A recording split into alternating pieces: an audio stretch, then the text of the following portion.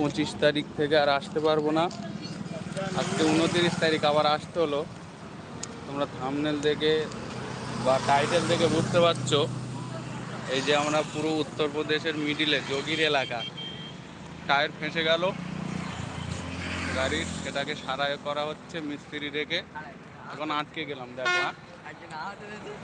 হ্যাঁ, আর একজন আহত বলতে আমাদের মনে হচ্ছে ডক্টরও এসে গেছে, ডক্টর চ্যাটার্জি, দেখো।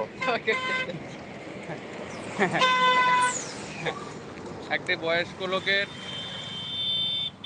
মাথায় গ্যাস উঠে গেছে, একটু গ্যাসের চাপ বেড়ে গিয়ে,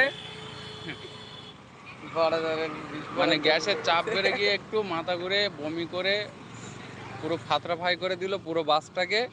সকলে নেমে আসলাম, আবার তার মিডিলে টায়ারটাও গেল ফেঁসে। বল তুই কি বলবি, চ দেখাবো গিয়ে।